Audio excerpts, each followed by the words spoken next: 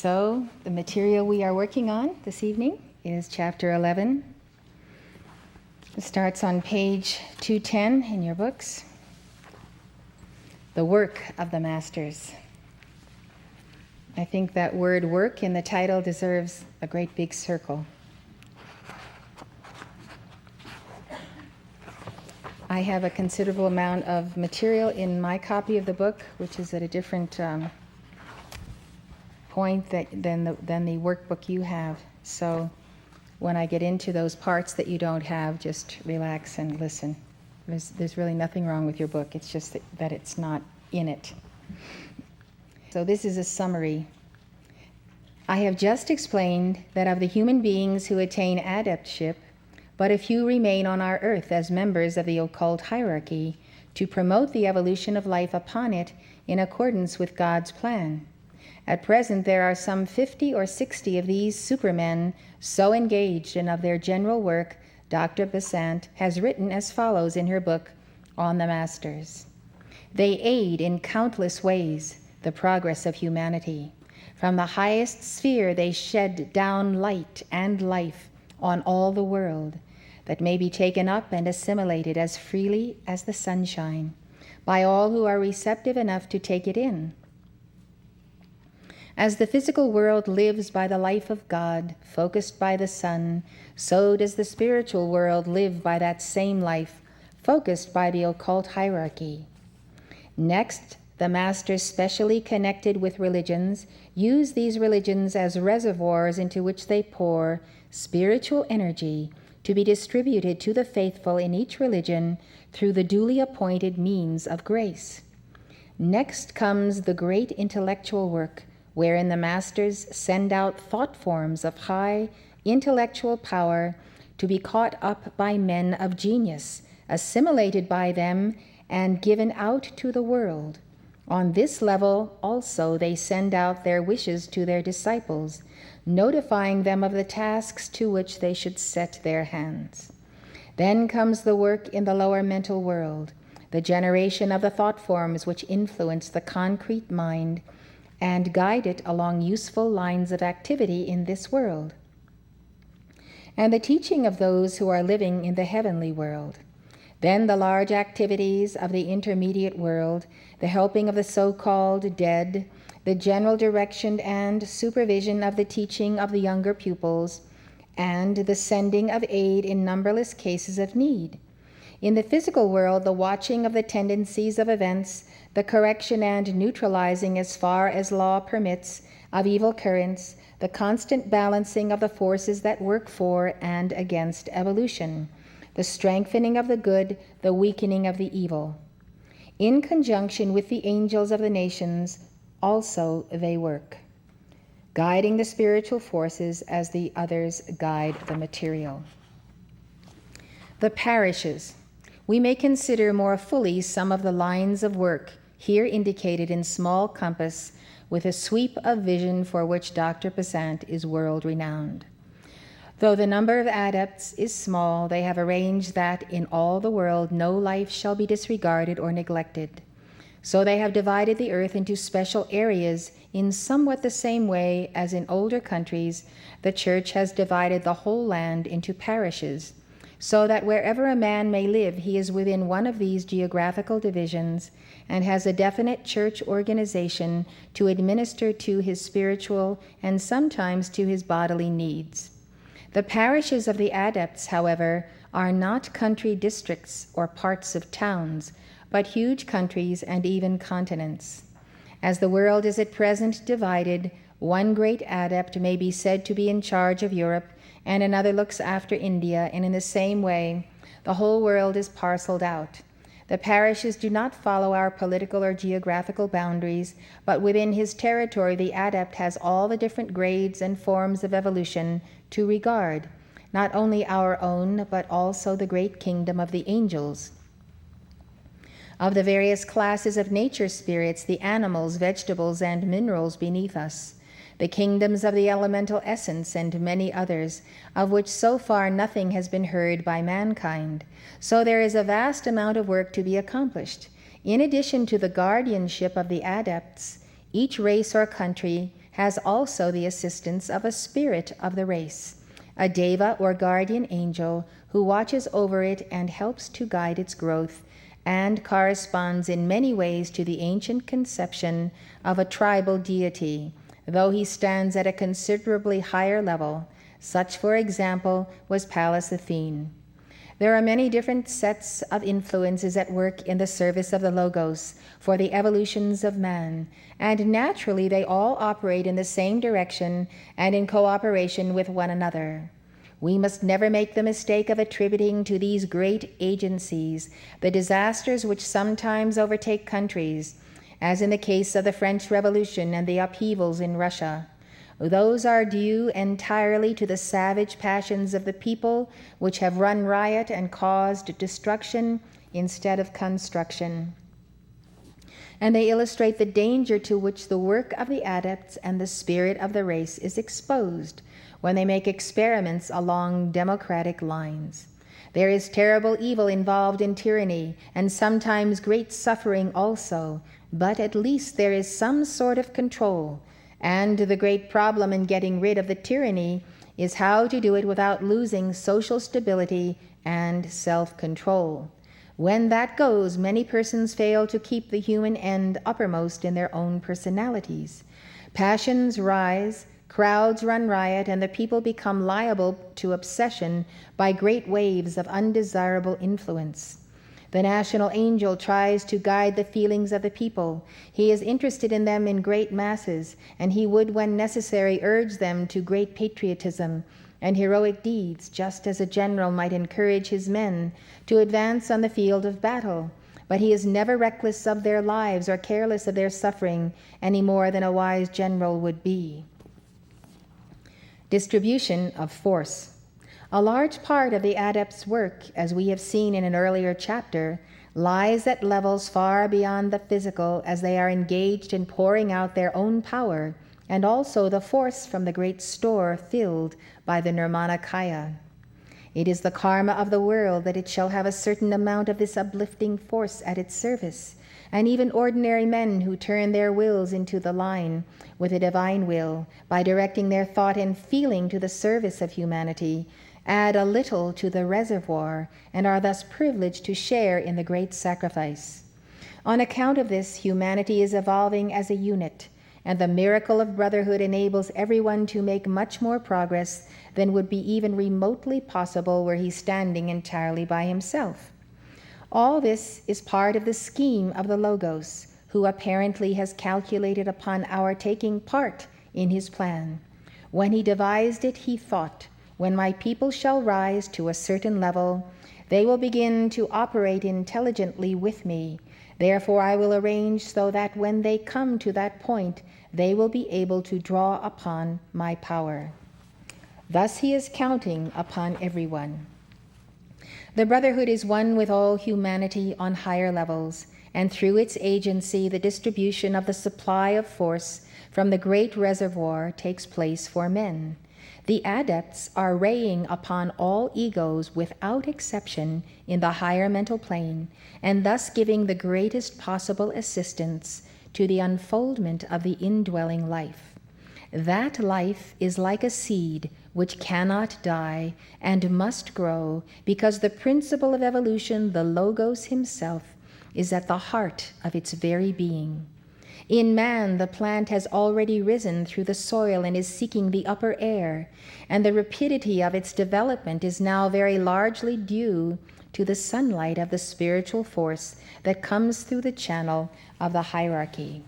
This is one of the many ways in which the more advanced help the lesser advanced, as they share more and more the divine nature in accordance with the divine plan.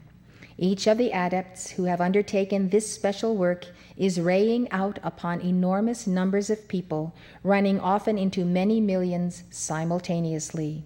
And yet such is the wonderful quality of this power which he pours forth, that it adapts itself to each one of these millions as though he were the only object of its influence, and it appears as though what for us would be full attention were being given to that one.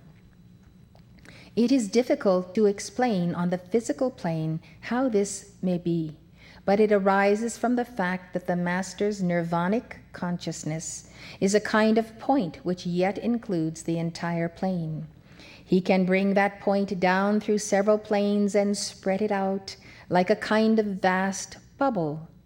On the outside of that huge sphere are all the causal bodies which he is trying to affect, and he, filling the sphere, appears all in all to each individual. In this way he fills with his life the ideals of millions of people, and is for them respectively the ideal Christ, the ideal Rama, the ideal Krishna, an angel, or perhaps a spirit guide. This is quite a different kind of work from the superintendence of one of the great parishes, and in it the Master pays attention chiefly to people of one type, those who are developing along his own line of evolution, though naturally most of them are quite unconscious of his action. He has also many special cases to deal with, and for this purpose sometimes delegates part of this work to devas, leaving them considerable liberty within certain well-defined limits. The devas, in their turn, employ nature spirits and make a variety of thought forms, and there is thus a large field of activity connected with their work. The use of devotion. In the science of the sacraments, I have explained how the great ones take advantage of the ceremonies of all religions to pour out their power over the world on the lower planes, and thus to stimulate in as many men as possible the spiritual growth of which each is capable. But it is not only in connection with religious ceremonial that this is done, for the Brotherhood makes use of every opportunity that offers. If there be a gathering of people who are all under the influence of devotion, all bent for the time being upon nobler and higher thought, such a gathering offers to the adepts an unusual opportunity of which they will straightway make use, since it forms a focus which they can employ as a channel for spiritual influence. When people are scattered and living in their homes, they are like a number of separated lines down each of which but a little force can flow. But when they come together at a meeting, it is as though these were combined to make a kind of pipe through which a much greater flood of blessing may be poured than the sum of what could descend through the separate lines. I have seen 1,000,000 pilgrims together in the holy city of Benares, many of them no doubt ignorant and superstitious, but for the time full of devotion and utterly one-pointed. The mass of devotional feeling generated by such a crowd is almost incalculable, and the adepts never miss the opportunity of utilizing it for good. It is, of course, unquestionable that a similar number of equally enthusiastic but intelligent people would supply vastly more force, and also force capable of playing upon a higher plane altogether. But we must not for a moment make the mistake of ignoring the value of the vast amount of energy produced by ignorant and even fanatical people. The members of the Brotherhood have a wonderful faculty of separating the evil from the good, or rather of drawing out the last ounce of force which can be used for good even from the midst of a great deal that is evil. It is common to find the most intense devotion allied with bitter sectarian feeling. In such a case, the adept will extract and make use of every particle of the devotional feeling, simply ignoring and leaving behind the savage hatred which to us seems to be a part of it. Therefore, people with most undesirable characteristics often produce a certain amount of good karma, though it is undeniable that it would be far greater if it were disassociated from the other unfortunate qualities.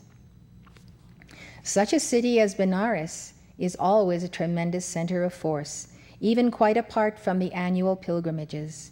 It is a city of shrines and relics, and these also can be utilized as channels by the adepts.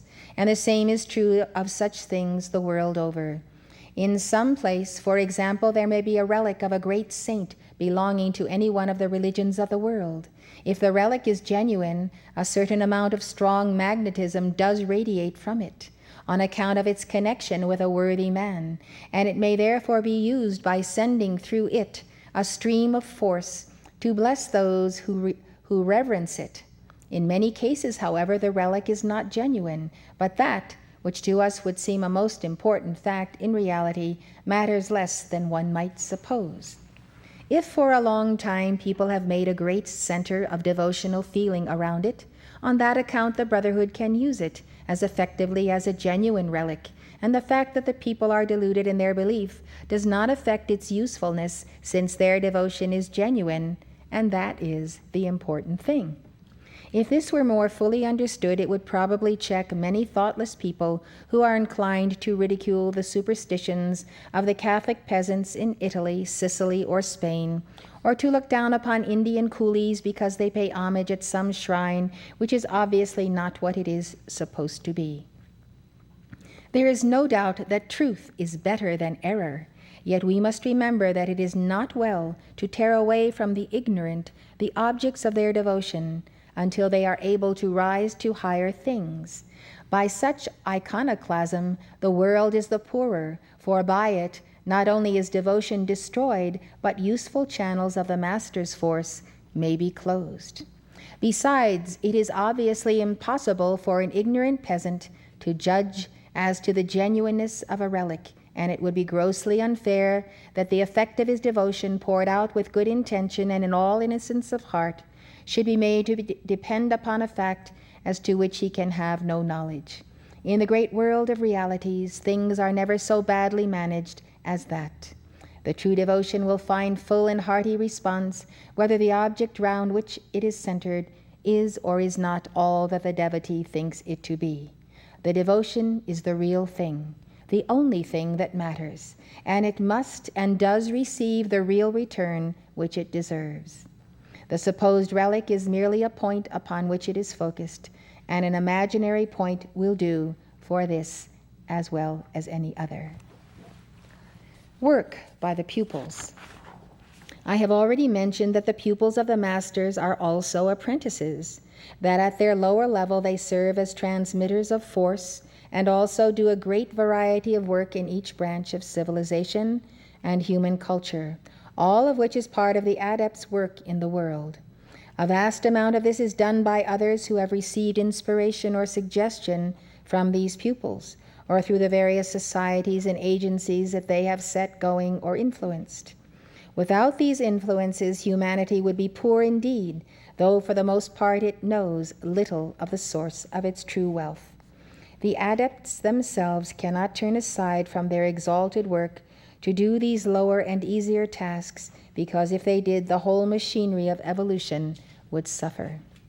Men sometimes ask why these great ones have not written books, for example. They forget that the adepts are carrying on the evolution of the world. They can hardly drop that in order to give people information with regard to some part of it.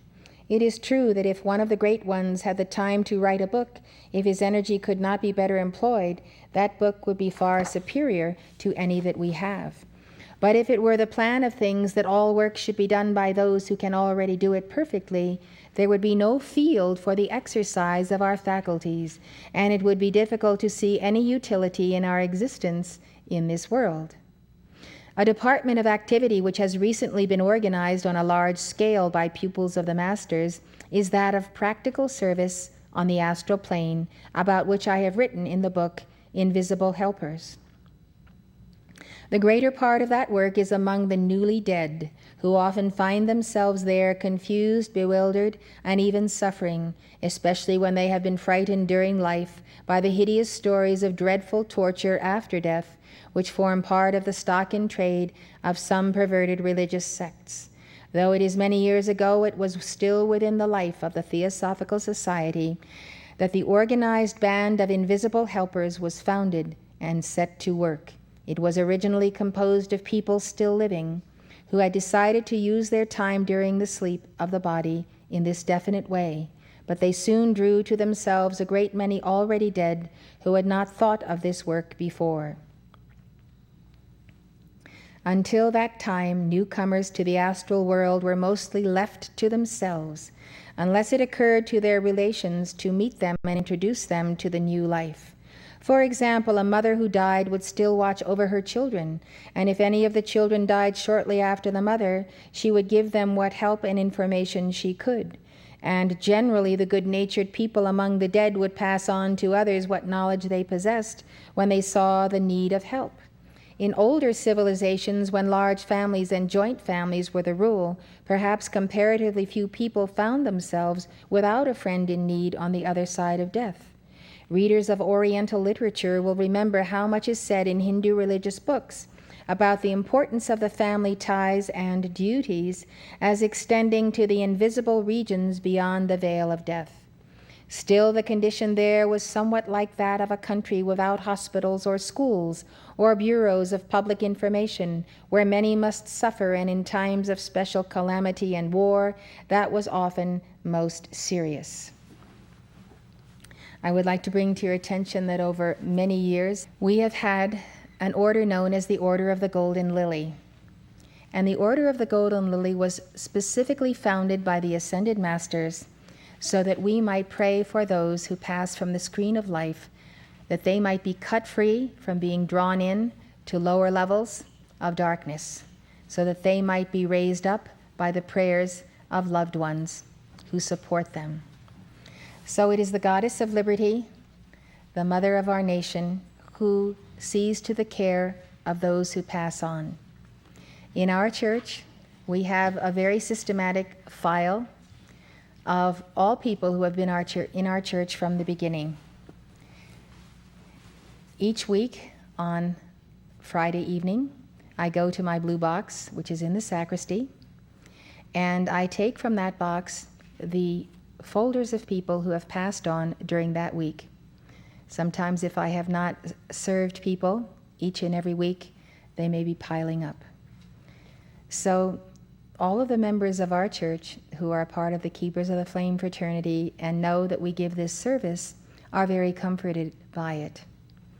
So when I receive a form, which may be 2 or 3 or 4 pages, 8.5 by 11 pages, I receive all the data that we have regarding this person, how many years they have been in our community, where they are on the path, how many conferences they attended, what kind of interchanges we have had with them, so that we have a sense of an intimate communion with our members no matter where they are in the world. So at the conclusion of the Friday night service, I take my blue box to the altar, and that is when I make calls for those who have passed on. I use that circle and sword of blue flame of Estrella. I use the sword of Archangel Michael, and I put the person's picture, if we have it, before me. At that point, I have assimilated all of the personal factors of the life stream. And then I use Archangel Michael's sword, that stainless steel sword that we all use, and I cut around the person until I know that they have been cut free from whatever they could have been cut free from, depending on how much they have spent in this lifetime on the path, how religious they were in previous lives, what kind of momentum they have. I cannot interfere with that, but I can intercede by making calls for them to be cut free. From time to time, there are those who have been a part of our organization who nonetheless find themselves in the astral plane after passing on. For what reason, I do not know. I don't presume to judge them. I still, nevertheless, make the call for these individuals at great length, perhaps spending quite a bit of time using my sword, until I am satisfied that I have brought the individual to the highest level that that individual can go according to his or her levels of karma. Now, what would detract the person from not being able to rise to that level is to be caught in the astral plane. How do you get caught in the astral plane? You get caught in the astral plane by not keeping good company while you are in embodiment. If you move with those who are of a low life, who are into partying, who are into drugs, who are into breaking the law, if you move among those people, even if you do not do the things that they do, whatever they are doing that are pulling you down, pull them down also, or vice versa. So it is very important for us to realize that we can find ourselves in the astral plane very easily. Sometimes we have to be there just because we have to do our shopping. We have to see the evening news. We have to tend to loved ones who may not have any understanding of the path or the teaching. So you can be on the etheric octave, and you have the equipment, you have the teaching that allows you to not have to place your feet in the astral plane to the extent that you are pulled there and you can't get out of a quicksand situation. And then you find yourself there because you've allowed yourself to have strange bedfellows. I was reading the autobiography of Mohandas Gandhi when I was in college, and I was very interested in his statements that we have to guard our children because we want our children to accept and to have and internalize certain basic principles and standards of honor, not even that necessarily that of religion or of a ritual of a church and so forth, but of sensing that one must do what is right in the sight of God on behalf of one's fellow man, and one must do this cheerfully, lovingly, in good grace, and of giving of the heart. So if we allow our children to be involved with people whose parents are of another level, we should take care to see that our children are in good hands and that we are teaching them according to the precepts of honor, of justice, of helping society, of being selfless, and so forth. All of these wonderful principles that have come down to us. So that is how you can get stuck in the astral plane when you should be in the etheric plane, because you allow yourself to be there, whether in feeling, in thought, in vibration, and so forth. This particular situation of making calls for the deceased has become, for me, quite a science, having done it for so many, many years. And so in my understanding, I have reached even greater understanding because there are so many books out these days of whether it's regressions, which we ourselves don't do, or whether simply people have entered the heaven world and people here below have sensed where their loved ones have gone and sometimes carry on a communication with them. So it is my belief that within this century, the Ascended Masters have given to us a dispensation whereby we can know where our loved ones are, in what octave, whereby we can know that that one is in a certain room, a certain university of the spirit, learning, teaching, giving, receiving, and moving on in the cycles of being until that one reincarnates or attains their ascension. So I would say probably in the last decade we have learned more about death, dying, and the deceased than we have known in all the previous years of our organization. And I believe that the Ascended Masters have given to us this teaching for our comfort.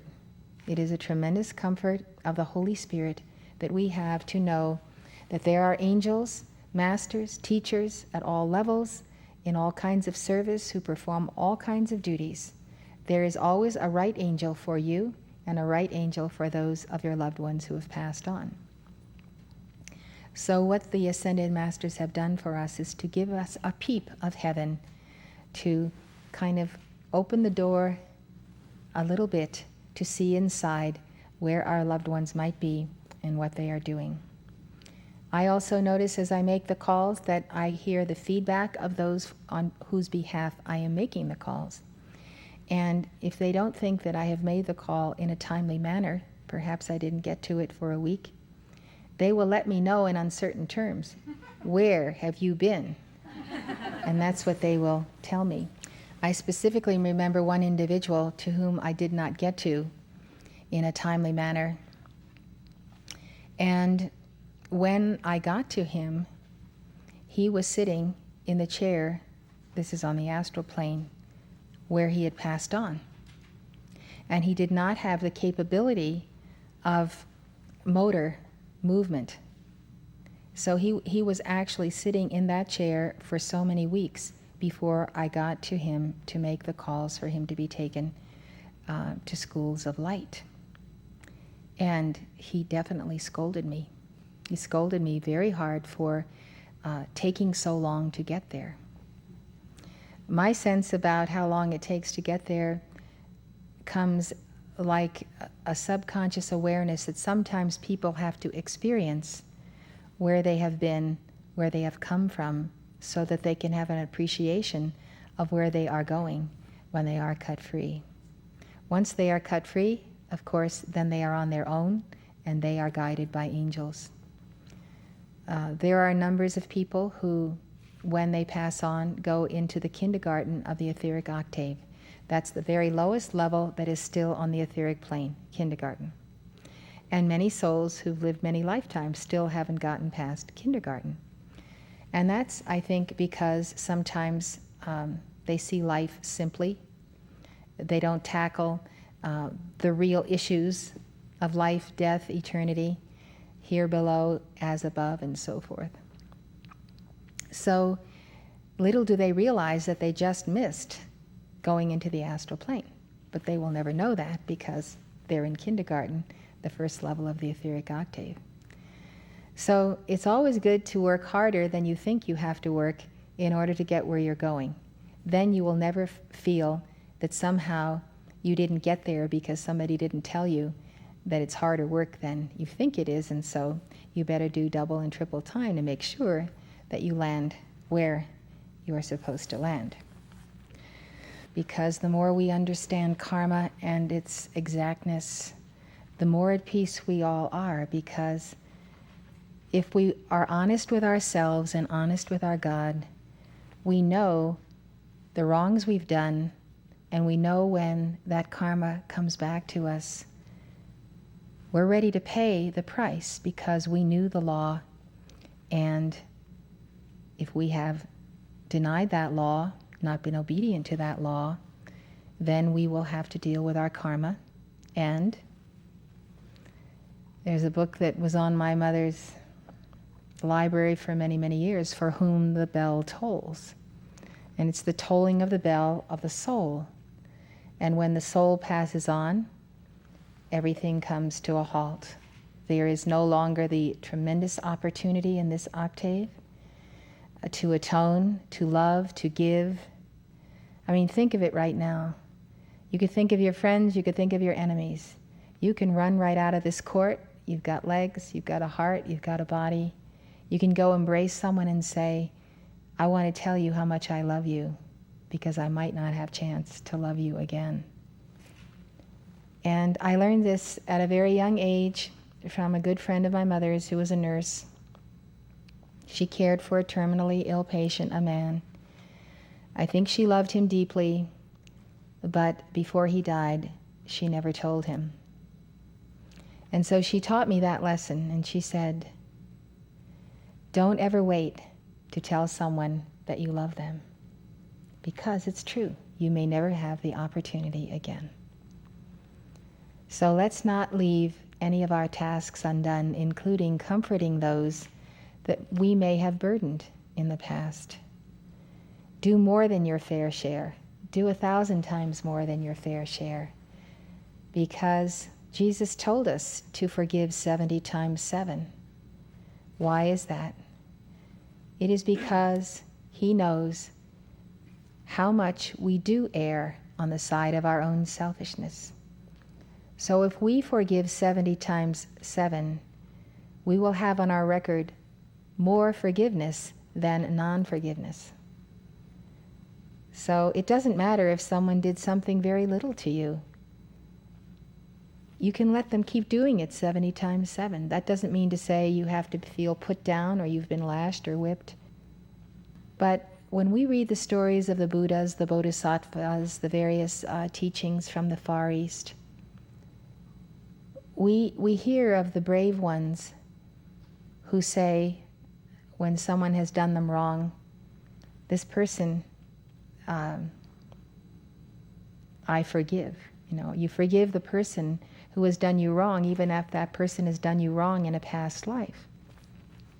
You are always forgiving. You always want to be on that side of the ledger of having given more than you have taken. If you give more than you have taken, you're in a pretty good space. The only thing is, none of us knows how much more the more is, depending on our lifetimes and how we've lived them. So life is mathematics. It's not happenstance. It's not a sudden event. Sometimes God spares us these sudden events because these things are going to play out themselves no matter what.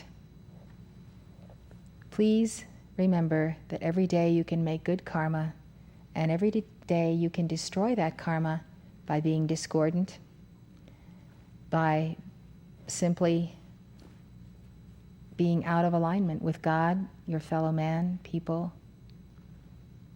So try to make every day count for your reunion with God, because that really is your goal. The centennial effort. This is my page 221.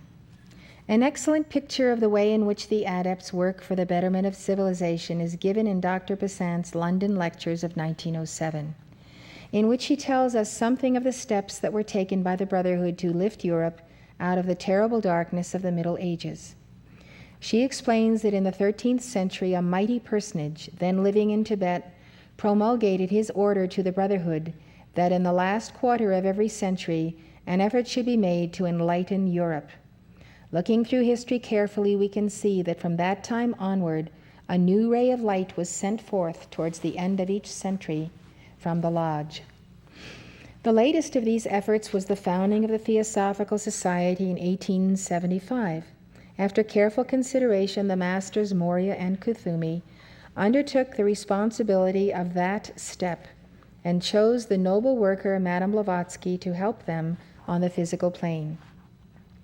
Most students of theosophical literature know how she was prepared for what she had to do, how in due course the Brotherhood sent her to America to search for Colonel Olcott, the comrade who would supply what was lacking in herself, the power of organization and of speaking to men and gathering them round him and shaping them into a movement in the outer world, and how the society was founded in New York and later had its headquarters removed to India. As I write, the society has completed its 50th year of service to humanity, and it is impossible to estimate the vast amount of good it has done in every department of human life. Its influence cannot in the least be measured by the number of its members or branches, although that is by no means insignificant, since it extends to every part of the civilized globe.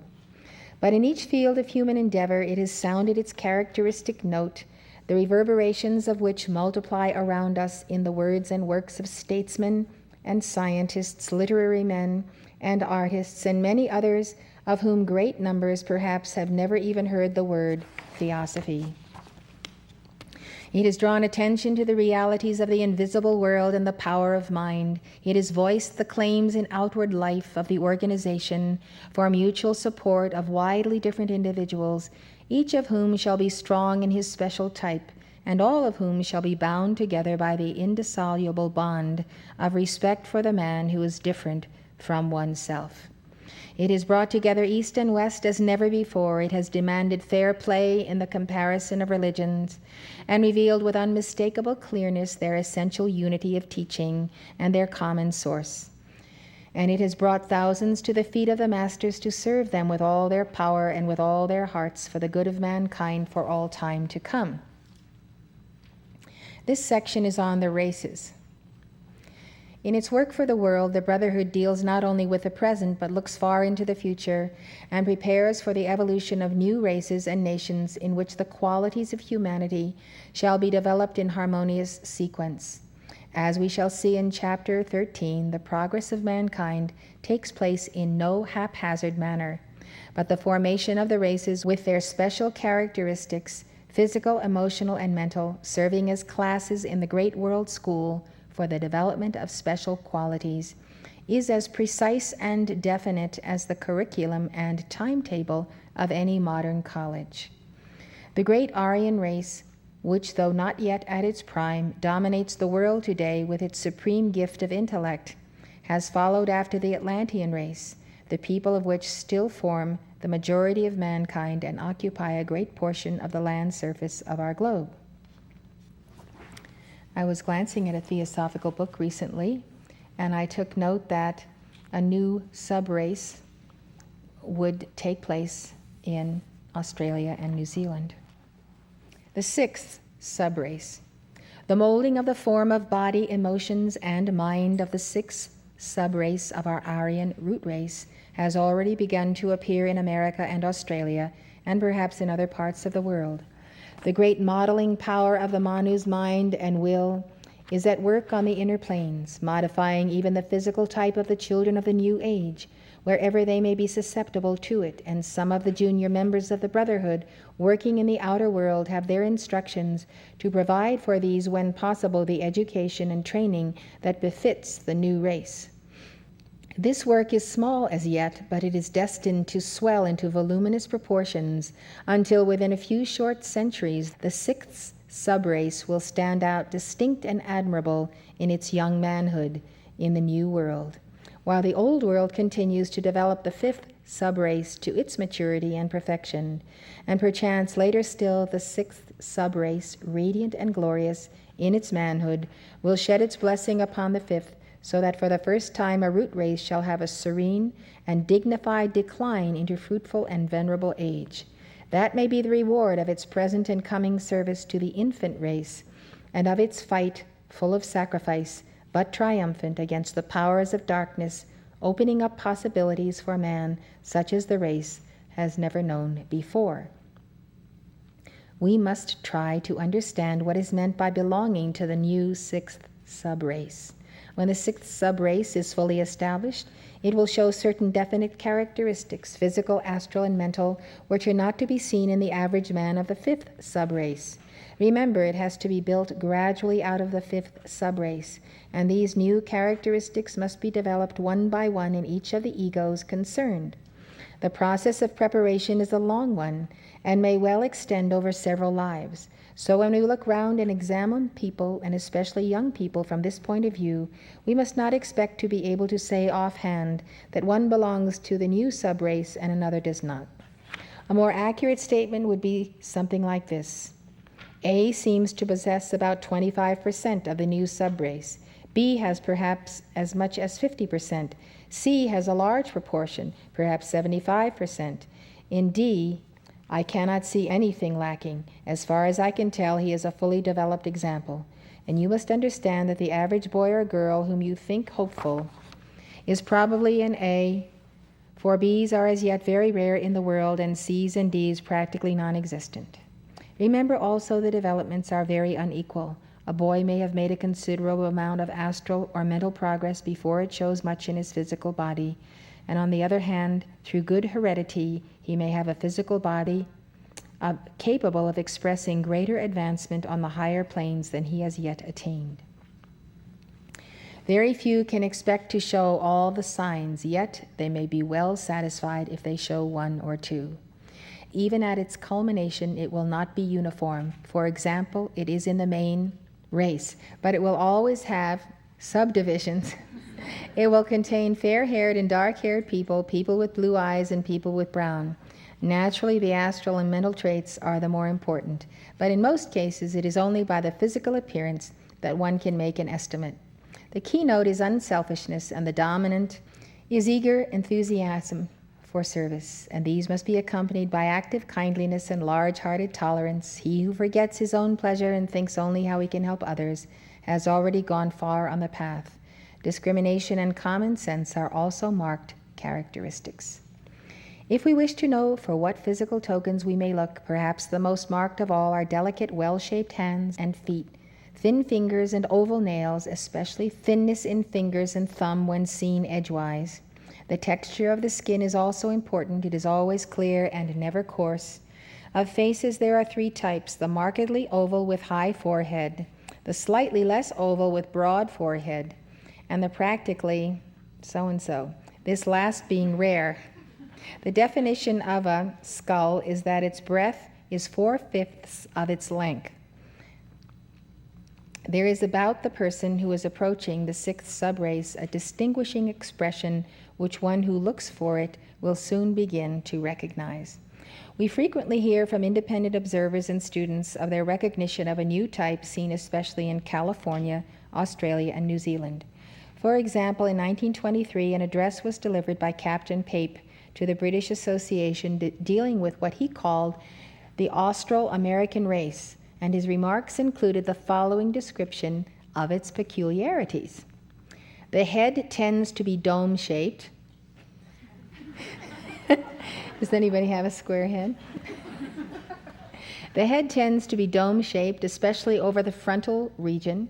There is a departure from what is known as the low-set ear.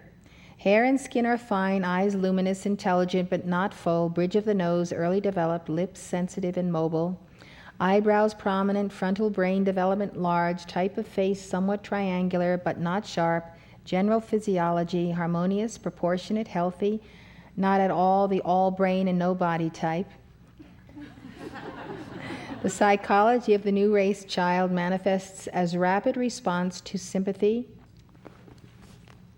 pity and suffering, power to comprehend principles easily, quick intuitions, thoroughness, sensitiveness, quick sense of justice, absence of parrot-like intelligence, eagerness to help others. They also show a dislike of coarse food and often have not a large appetite along any lines. In other respects, they are normal children, but especially need sympathy and understanding teachers. In the previous year, there was a long article in the Los Angeles Sunday Times devoted to the subject of the new race appearing in California and New Zealand. After referring to some of the mental and physical characteristics ascribed to the children of the new race, it remarked particularly upon their qualities of exceptional poise and intuition. The sixth root race. Another great event is the foundation of the sixth root race, which is to take place physically in California about 700 years from now. A community will be established there with the Manu of that race, he who is now our Master Morya, at the head of it. And beside him his co-worker throughout the ages, the Master Kuthumi, who is to be the Bodhisattva of the sixth root race. We have written of that community in Man, Whence, How, and Whither. Although it lies some hundreds of years ahead, which after all is but a brief time in the life of a man, as all of us will realize when we look back upon it, preparations are already afoot for that also, and the Theosophical Society is playing no inconsiderable part in those. Every branch of the Society is or ought to be encouraging each one of its members in his efforts to apply to the outer world the theosophical knowledge that he has gained. He must, of course, do that according to his temperament and ability, and his opportunities as he mixes with men, but all that helps the present race. Within the Theosophical Lodge, where so many different types of men foregather and must help one another, if the lodge be true to its ideals, a breadth of character should be developed in the members, for they receive in this respect an education in the spirit of brotherhood which can scarcely be had elsewhere in the world. Most societies are organized for the attainment of one goal or one purpose, but in the Theosophical Society we know that although one model of perfection appeals most strongly to one man and another to another, the brotherhood of man will not be achieved by the triumph of any one ideal, be it love or truth or beauty alone, but by the twisting of all these strands into one mighty rope which will bind man forever to the divine. As it was said long ago, small things wax exceedingly mighty, being cunningly combined. Furious elephants are fastened with a rope of grass blades twined. Such is the spirit of brotherhood gradually acquired by the true theosophist, holding to his fellow by inner impulse, not by outward compulsion. Would someone like to take the lectern? Hello, Mother and everyone. As you were reading that, I was thinking about the cycles of the four horsemen and how you've said that through this 25,000-year cycle that it's gone like a spiral, and the spiral has gotten tighter, and so the cycles are actually different amounts of time, shorter cycles as we get down to the end of the 25,000-year cycle. And I was thinking about the root races, and I was wondering if that kind of correlates or goes along with the same type of thing, that the coming in of the different root races and the sub-root races or whatever, perhaps their times and cycles may be do something along the same lines. And maybe it won't take so long to bring in maybe the seventh root race or these different things. Of course, I know it depends on the work of the light bearers and how much devotion and time we spend in balancing the karma of the world and everything. The equation that I see is that there has been a tremendous acceleration in the 20th century. And just noting technology from the 19th to the 20th century is a colossal leap. My sense is that the great divine directors, Saint Germain and others, received from much higher beings the opportunity to found the I Am activity, to sponsor the Summit Lighthouse, unity, new science, science of mind, and so forth, various types, including spiritualism, including those who are concerned with the deceased. I believe that because Saint Germain laid upon the altar of humanity a tremendous momentum of his causal body, that we can no longer take a book written in the 19th century and read from it what really will happen ultimately in this century. We don't see this acceleration until about 1930, 31, 32, when Saint Germain gave the violet flame to Godfrey and Lotus. That was the ultimate and major turning point.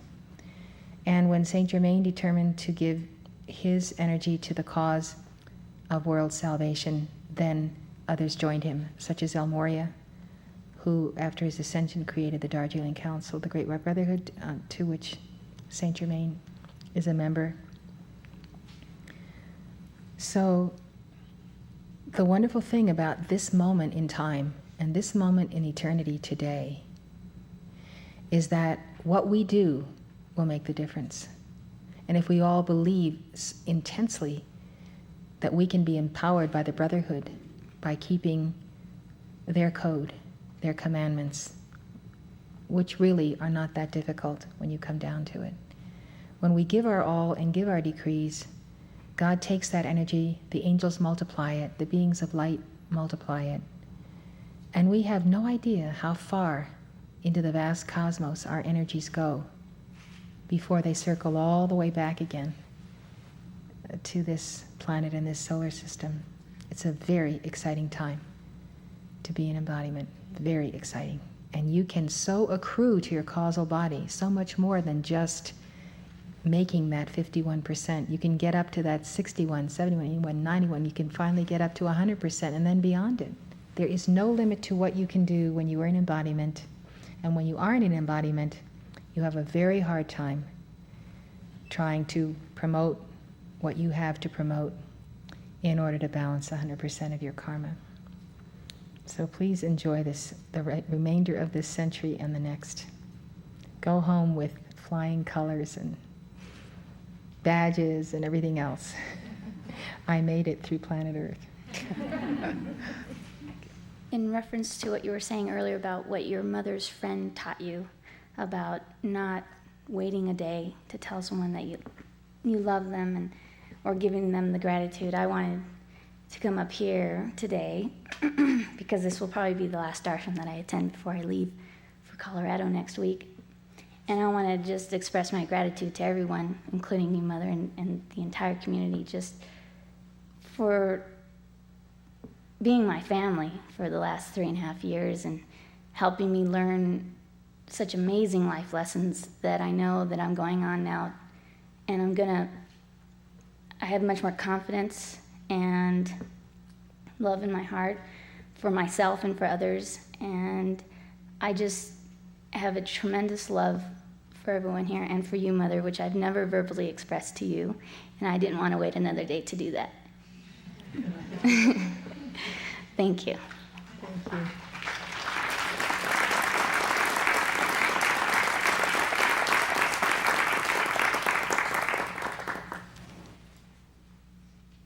I marvel at what we assimilate each time we take the time to come into the court where we can't be distracted by so many things. How much we learn about the profoundness of being and what being is. just the very nature of being, and understanding what part of being do we live in, this human frame, and what levels of consciousness do we rise to when we conclude our nightly prayers and ask to be taken to the octaves of light. How far up, straight up we can go is how much we have, how much fuel we have in our rocket. And so what levels do we transcend? Or where do we get caught on a nail because we have to go back to lower levels and resolve that issue? Life is a wonderment to me. It will never cease to be a wonderment of how God creates us and how many beings at so many levels are a part of us, literally a part of us that we don't even take note of, that we don't even know that they are either overshadowing us, healing us, tending to the functions of the body, taking care of points of danger that we might run right into and not even know it.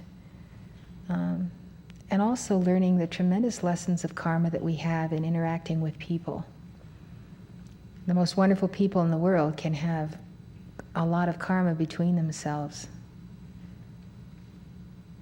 But then that's part of the joy, part of the challenge, part of undoing the black threads and sewing in the white threads where they should have been all along.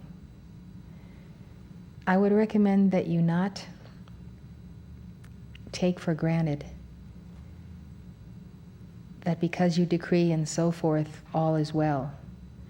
I think we should always remember that a portion of us can rise and ultimately rise. But if we're not careful, we're not diligent, we may go down lower than we were before we entered this life. And that is not necessary. That does not have to happen to anybody. But you need to catch yourself. Our minds have tests.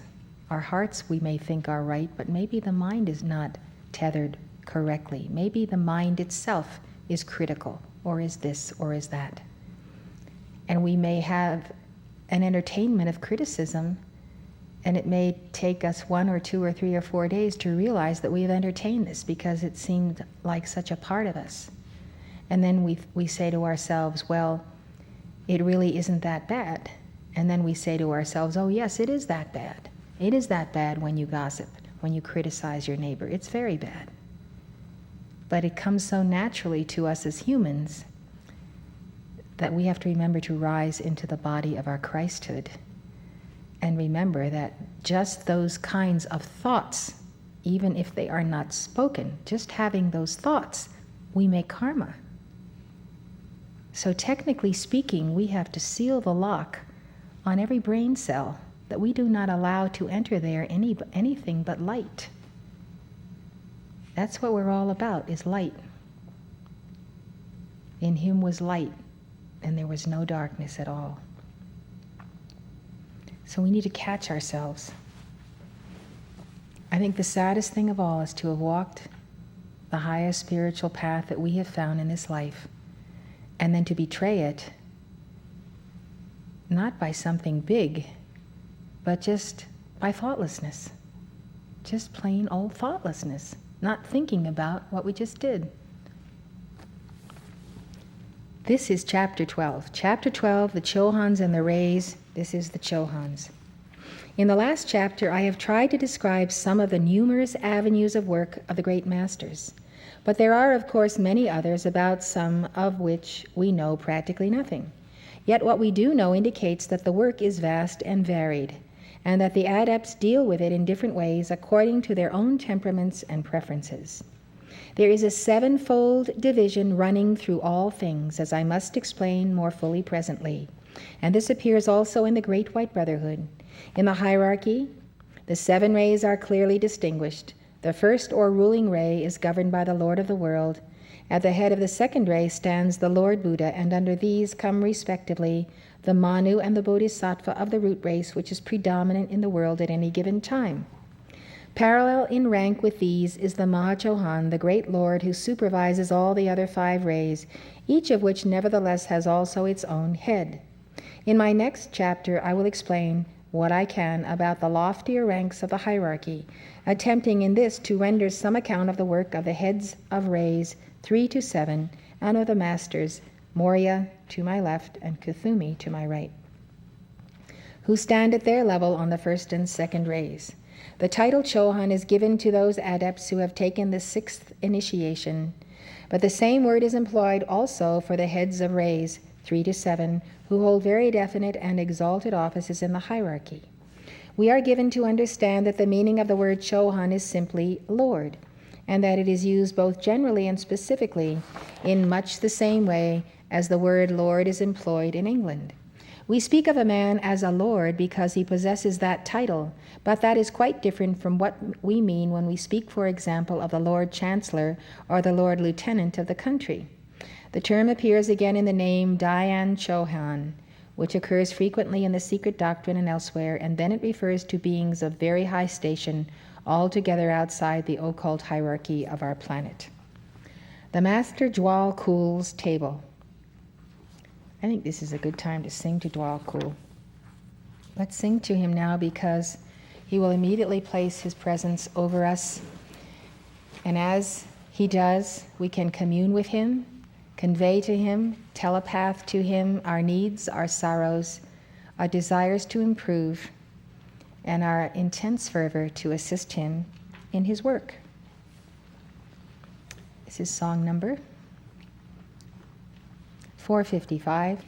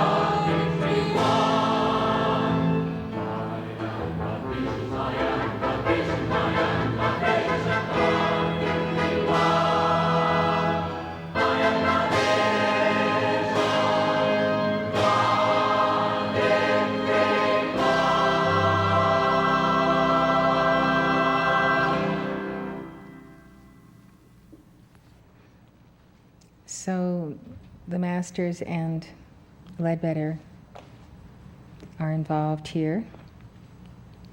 And so they say, there came to us suddenly the master Jwal Kul, who was at that time the chief pupil of the master Kuthumi. He gave us a great deal of teaching in those days and was always very kind and patient. And while he sat and talked to us that day, this question of the rays came up.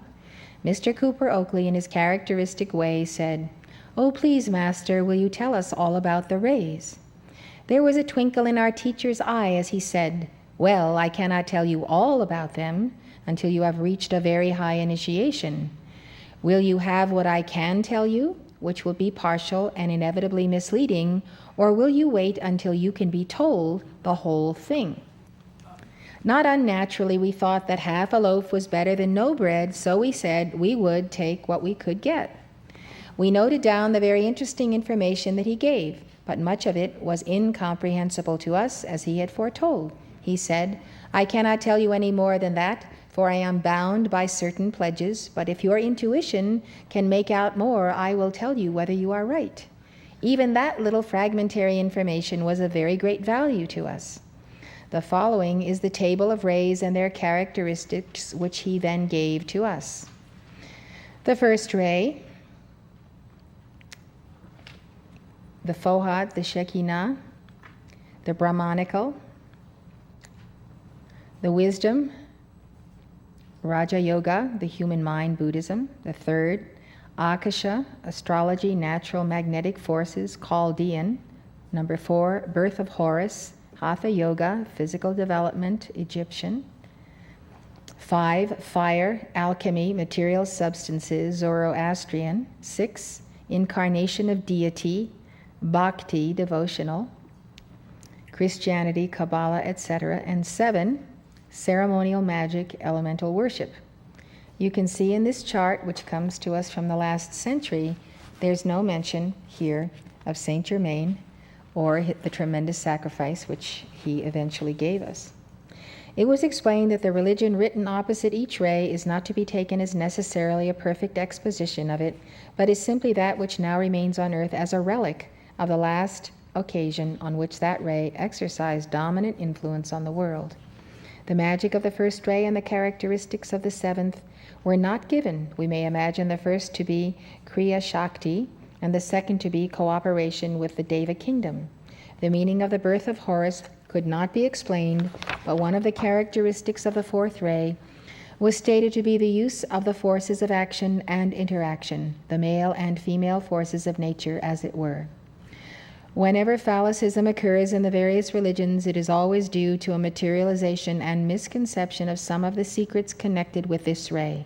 The true development of the seventh ray would be communication with and instruction from the higher devas,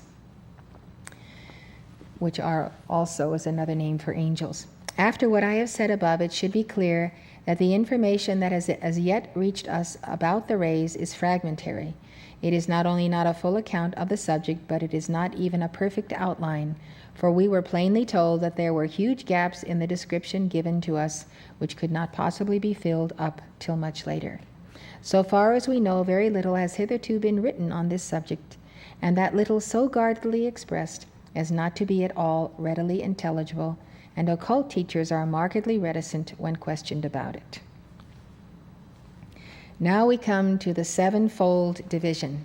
The essential thing to understand is that there is a certain sevenfold division of everything that exists in the manifested world, whether of life or matter. All life which exists in our chain of worlds passes through and belongs to one or other of 7 rays, each having 7 subdivisions. In the universe there are 49 such rays, making in sets of 7 the 7 great cosmic rays flowing from or through the 7 great logoi. In our chain of worlds, however, and perhaps in our solar system, only one of these great cosmic rays is operating, and its subdivisions are our 7 rays. It must not, of course, be supposed that our solar system is the only manifestation of that particular logos, since each of the 7 great logoi may have millions of systems dependent on it, as I have explained in the inner light. The whole of our system is a manifestation of its logos, and every particle in it is definitely part of his vehicles. All the physical matter of the solar system, taken as a totality, constitutes his physical body. All the astral matter within it constitutes his astral body, all the mental matter his mental body, and so on. Entirely above and beyond his system, he has a far wider and greater existence of his own, but that does not in the least affect the truth of the statement which we have just made. This solar logos contains within himself 7 planetary logoi, who are as it were centers of force within him, channels through which his force pours out. Yet at the same time there is a sense in which they may be said to constitute him. The matter which we have just described as composing his vehicles also composes theirs, for there is no particle of matter anywhere in the system which is not part of one or other of them. All this is true of every plane, but let us for a moment take the astral plane as an example, because its matter is fluid enough to answer the purposes of our inquiry. and at the same time it is near enough to the physical to be not entirely beyond the limits of our physical comprehension.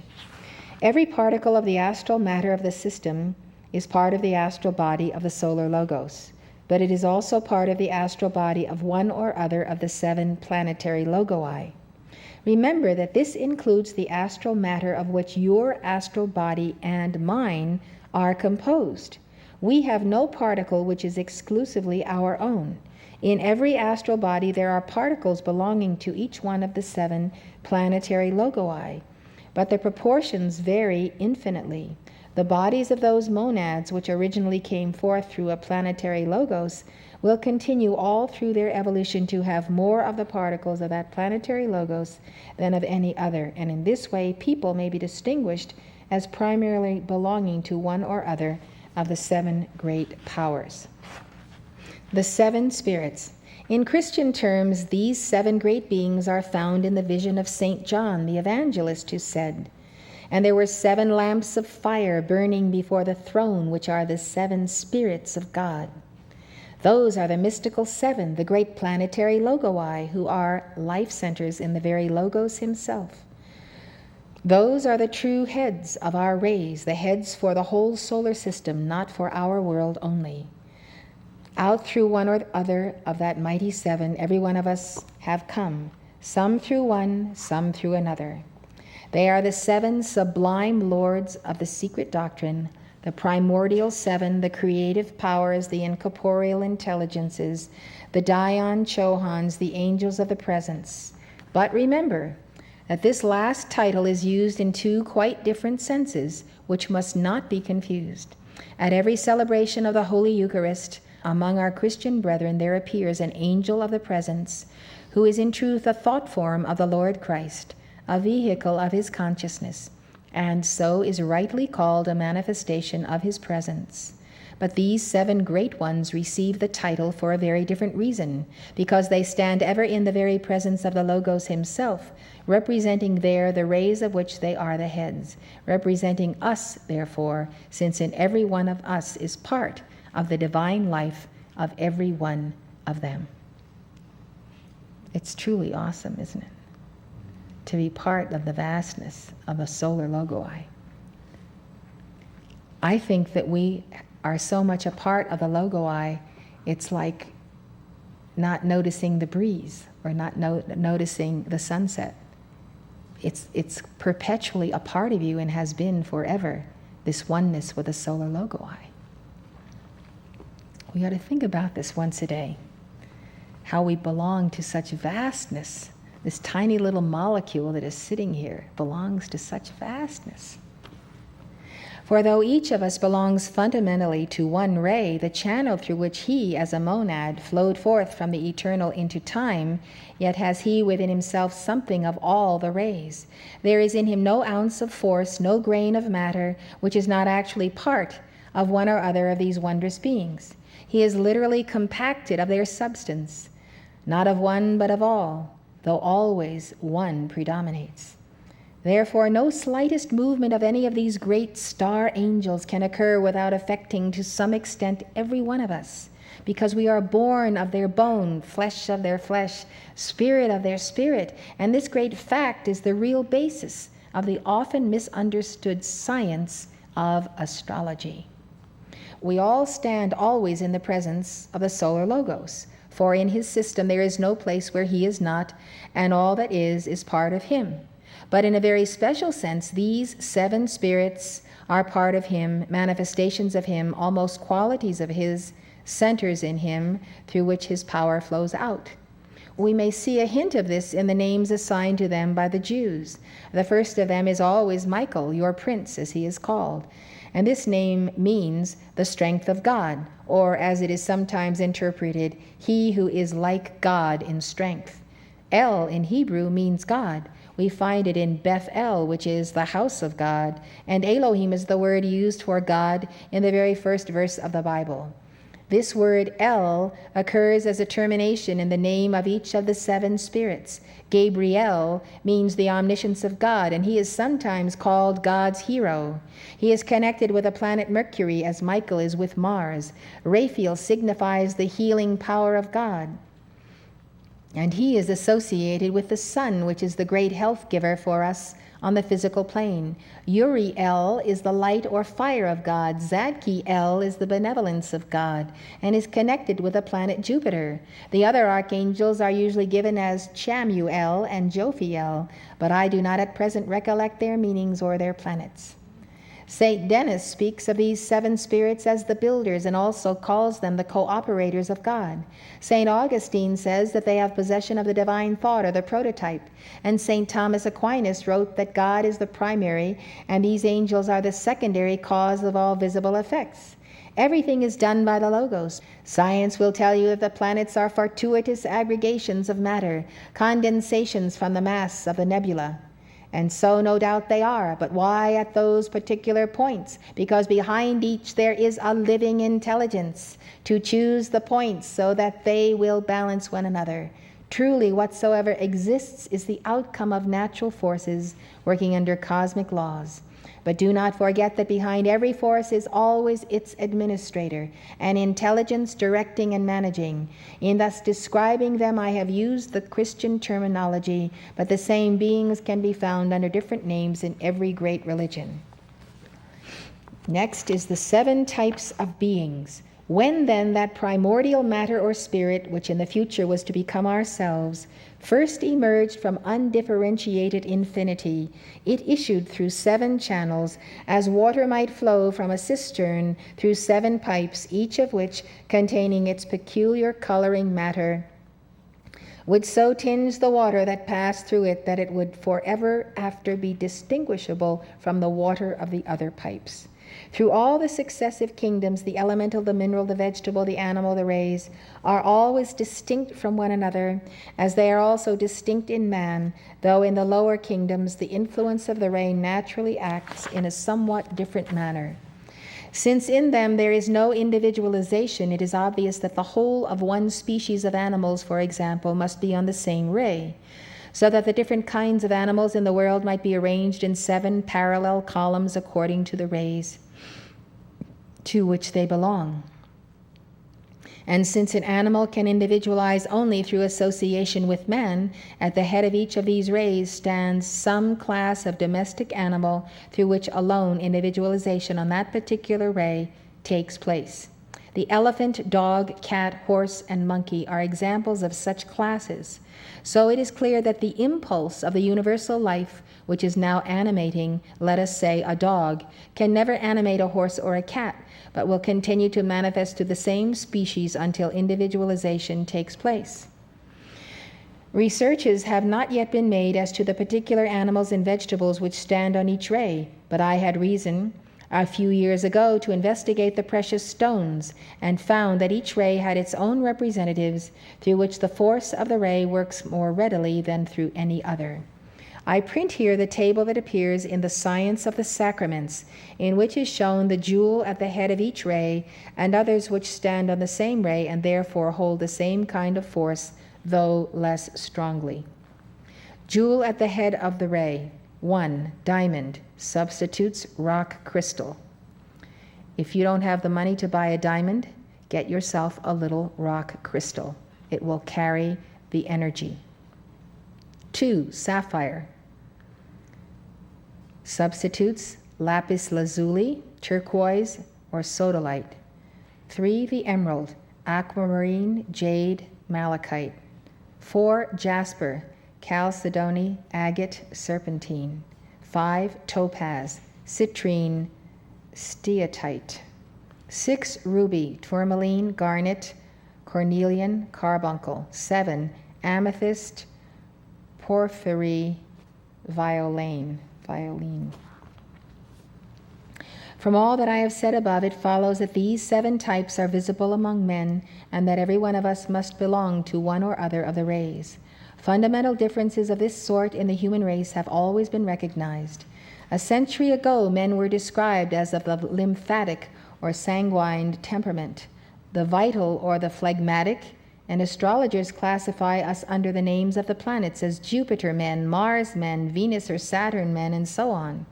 I take it that these are only different methods of stating the basic differences of disposition due to the channel through which we happen to have come forth, or rather through which it was ordained that we should come forth.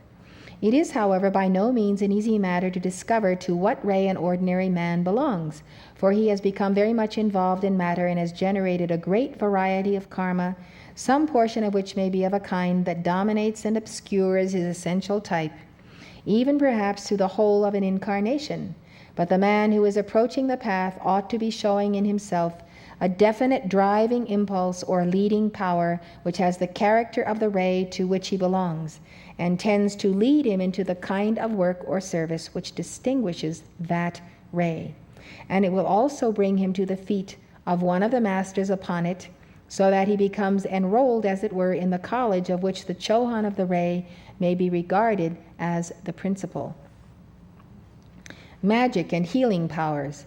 It may help a little towards the comprehension of these differences of types if I give one or two examples of the methods likely to be employed, judging from the table that I have printed above, by persons on the different rays when they want to use magic to produce a given result. The first ray man would attain his object by sheer force of resistless will, without condescending to employ anything in the nature of means at all. He of the second ray would also work by force of will, but with a full comprehension of the various possible methods and the conscious direction of his will into the channel of the most suitable one. To the third ray man, it would come most naturally to use the forces of the mental plane, noticing very carefully the exact time when the influences were most favorable to his success. The fourth ray man would employ for the same purpose the finer physical forces of the ether, while his fifth ray brother would be more likely to set in motion the currents of what used to be called the astral light. The devotee of the sixth ray would achieve his result by the strength of his earnest faith in his particular deity and in the efficacy of prayer to him, while the seventh ray man would use elaborate ceremonial magic and probably invoke the assistance of non-human spirits if possible. Again, in attempting the cure of disease, the first ray would simply draw health and strength from the great fountain of universal life. The second would thoroughly comprehend the nature of the malady and know precisely how to exercise his will upon it to the best advantage. The third would invite the great planetary spirits and choose a moment when astrological influences were beneficent for the application of his remedies. The fourth would trust chiefly to physical means such as massage. The fifth would employ drugs, the sixth faith healing, and the seventh mantras or magical invocations. In all the above cases, the operator is of course free to use any of the different powers mentioned, but would probably find the most effective instrument in his hands to be that which is typical of his own ray. The Chohans of the rays. In the members of the Adept Brotherhood, the distinctions of rays are much more clearly marked than in others and are visible in the aura. The ray to which an adept belongs decidedly affects not only his appearance but also the work that he has to do. We may perhaps best see what are the distinctive characters of the rays by observing the work of the 5 Chohans of rays, 3, 2, 7, and of the 2 Chohans who stand at their level on the first and second rays and carry on work of the same grade in the service of the greater ones who are their directing heads. In the 7 heads of the rays, in the hierarchy, we have a reflection of the 7 spirits before the throne. It must be understood that we can here mention but the merest outline of the qualities that are grouped under each of the rays, and but a fragment of the work that the adepts on those rays are doing. And care must be taken also to realize that full possession of the qualities of one ray in no case implies a lack of those of the other rays. If we speak of one of the adepts as preeminent in strength, for example, it is also true that he has achieved nothing less than human perfection in devotion and love and every other quality as well. Of the Master Morya, who is the representative of the first ray at the level of the Chohan initiation, I have already written to some extent.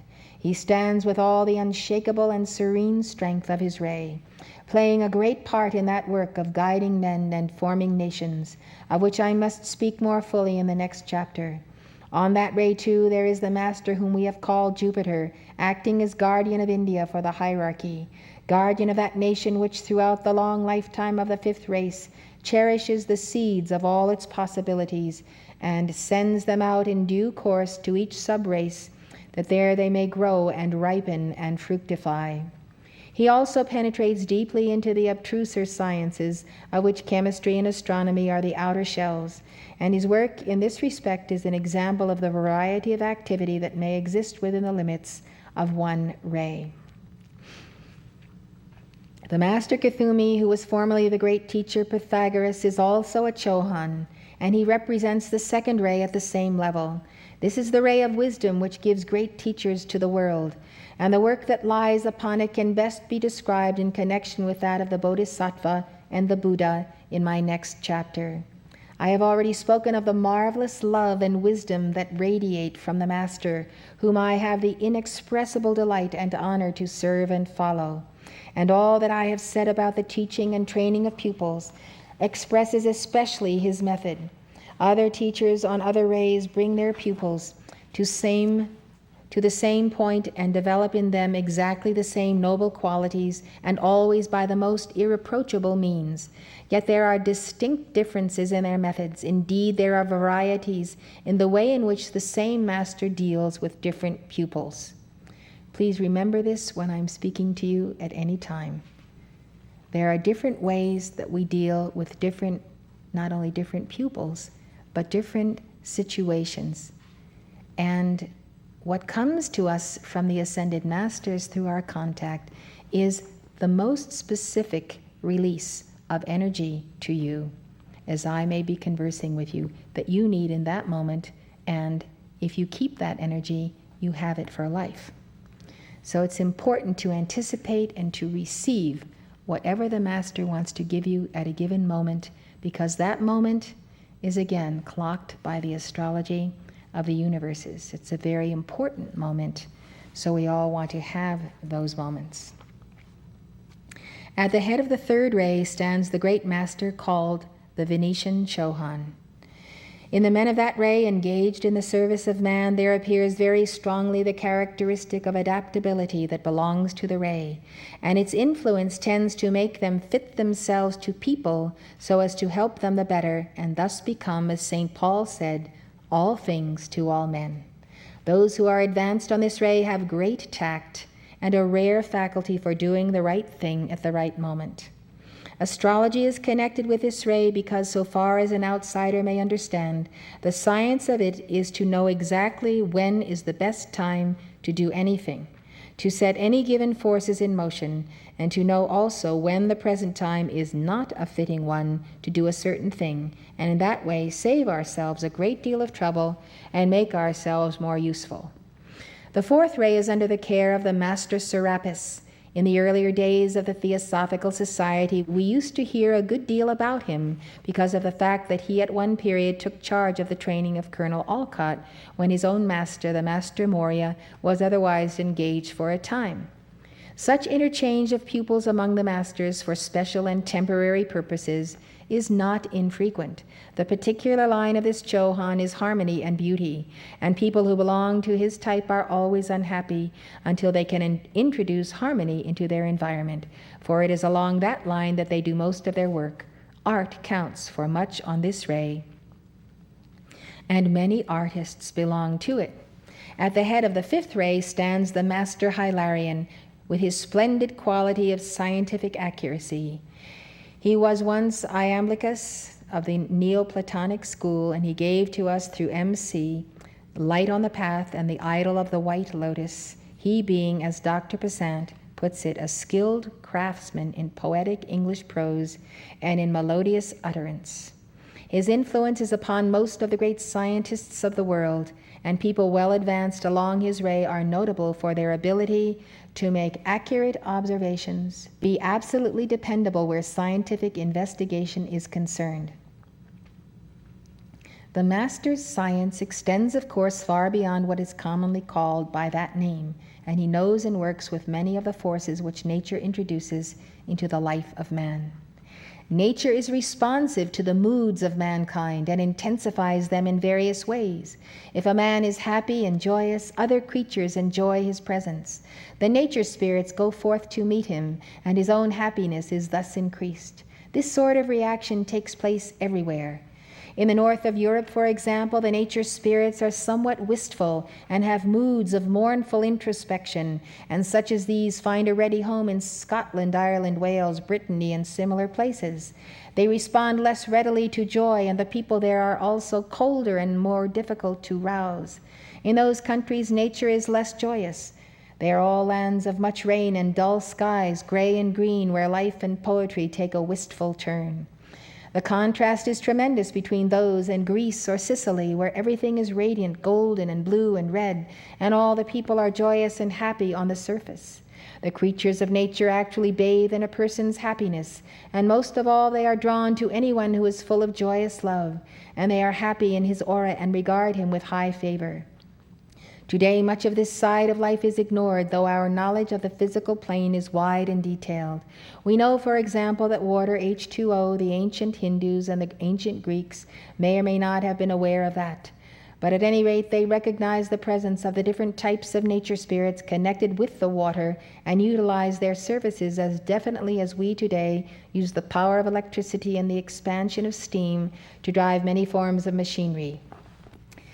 The Master Jesus, who became an adept in his incarnation as Apollonius of Tyana, and was afterward the great South Indian religious reformer, Sri Ramanujarya, rules the sixth ray, that of bhakti or devotion. This is the ray of the devotional saints and mystics of every religion. And the Chohan Jesus has charge of such people under whatever form they may worship the divine being. 1900 years ago, Apollonius of Tyana was sent out by the Brotherhood upon a mission, one feature of which was that he was to found in various countries certain magnetic centers. Objects of the nature of talismans were given to him, which he was to bury at these chosen spots, in order that the forces which they radiated might prepare these places to be the centers of great events in the future. Some of these centers have already been utilized, but some have not. The head of the seventh ray is the Master, the Comte de Saint-Germain, known to history in the 18th century, whom we sometimes call the Master Rakazi, as he is the last survivor of that royal house. He was Francis Bacon, Lord Verulam in the 17th century, Robertus the monk in the 16th, Hunyadi Janos in the 15th, Christian Rosenkreutz in the 14th, Roger Bacon in the 13th. He is the Hungarian adept of the occult world. Further back in time, he was the great Neoplatonist Proclus, and before that, St. Alban. He works to a large extent through ceremonial magic and employs the services of great angels who obey him implicitly and rejoice to do his will. Though he speaks all European and many Oriental languages, much of his working is in Latin, the language which is the especial vehicle of his thought, and the splendor and rhythm of it is unsurpassed by anything that we know down here. In his various rituals, he wears wonderful and many-colored robes and jewels. He has a suit of golden chainmail which once belonged to a Roman emperor. Over it is thrown a magnificent cloak of crimson, with on its clasp a 7-pointed star in diamond and amethyst, and sometimes he wears a glorious robe of violet. Though he is thus engaged with ceremonial and still works some of the rituals of the ancient mysteries, even the names of which have long been forgotten in the outer world, he is also much concerned with the political situation in Europe and the growth of modern physical science. Would anyone like to talk to us at the lectern? Good evening, Mother. I thought it was an appropriate time to bring up, after the closing with Saint Germain, the idea that the planet Jupiter is transiting in Aquarius, conjoined the planet Uranus. And as many of us know, the planet Jupiter is the planet of culture and religion, and the planet Uranus is the planet ultimately of the cosmic mind, the mind of God, which translated into the human level of things is high technology, among other things, inventions and the way man has its higher intellect, how the higher intellect of man.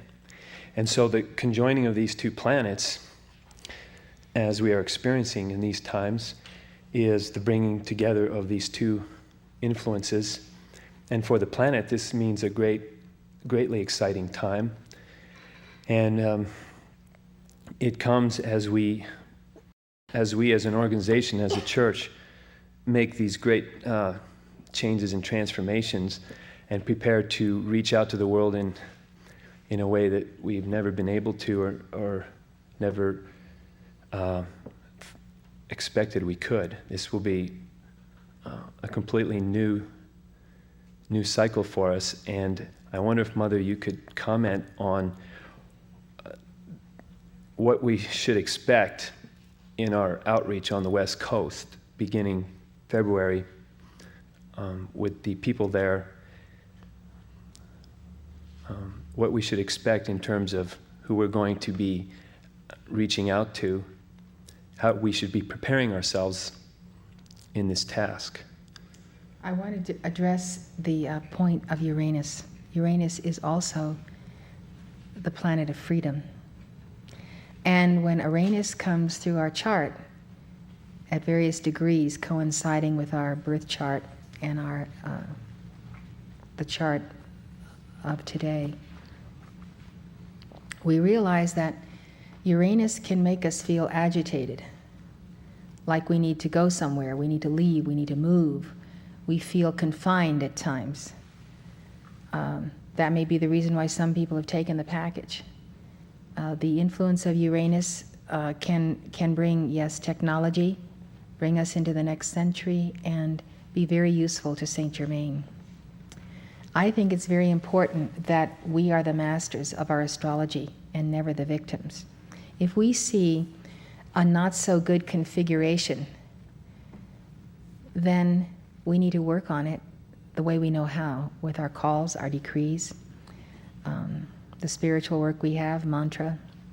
And we have seen many things change in the world because we have used the science of mantra. We need to put the science of mantra together with our understanding, a basic understanding of where the planets are when. For instance, having a chart at the back of the room where we can move where the planets are, so people who are visual and need to see how things turn and how they move in an astrological chart can see it very clearly. We notice each time that there is a certain moving around again of Uranus, touching off certain planets, etc., that certain people do get very agitated and they cannot stay in one place. So we have to keep that in mind when we have the understanding that, first and foremost, we are maintaining a citadel here that is Maitreya's Mystery School, and that is our opportunity to demonstrate how one makes the ascension by living our lives as we have seen the wonderful souls who have passed on at the end of this past year and go on to attain union with God. So what I find is very important, I'm still prefacing the stump, if you'll indulge me. What I find that is very important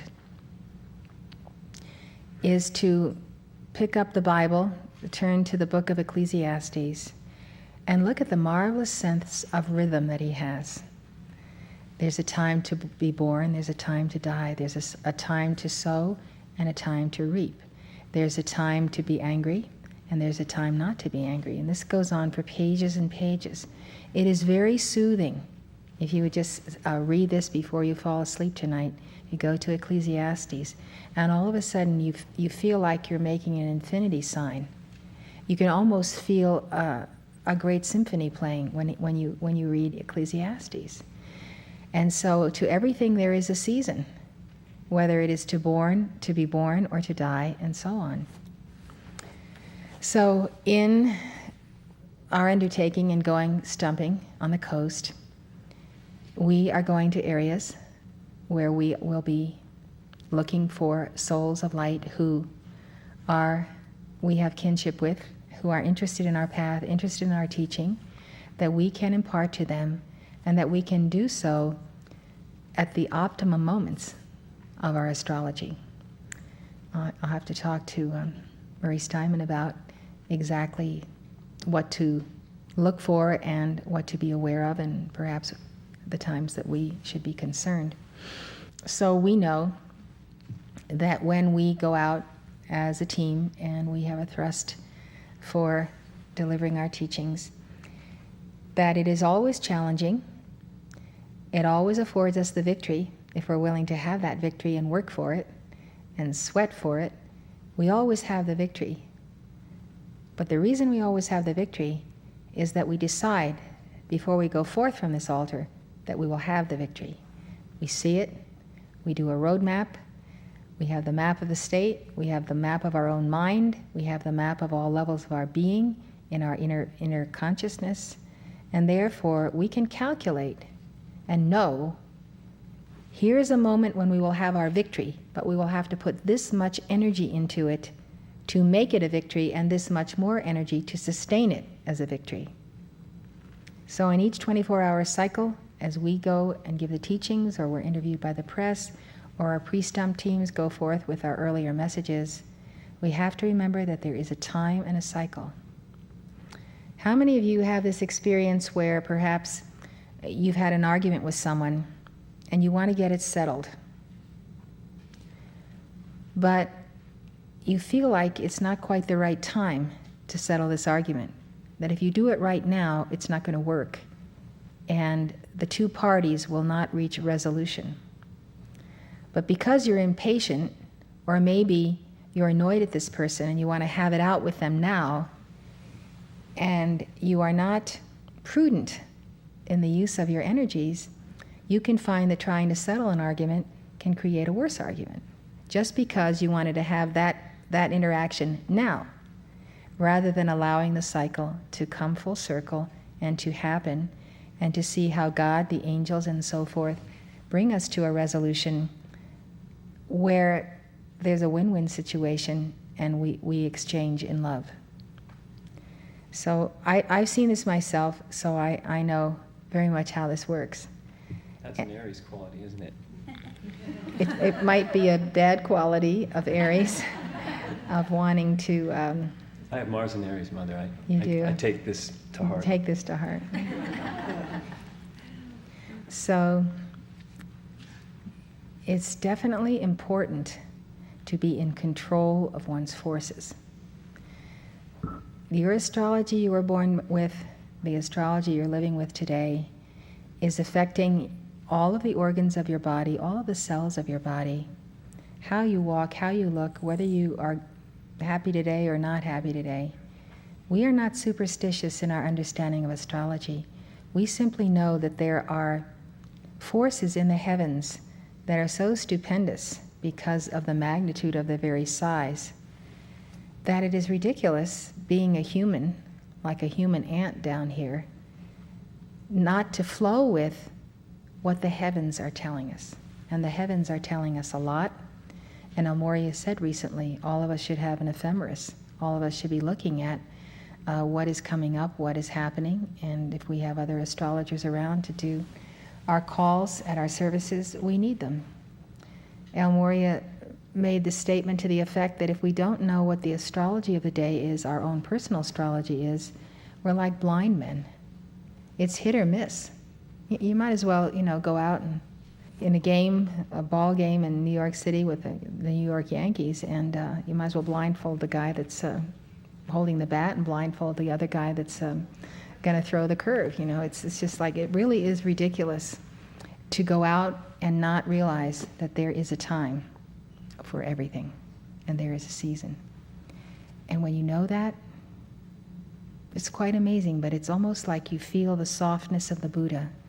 The Buddha comes quietly because you're listening. So I think all of us need to put in time, the time we have that's time off, and learn more about astrology.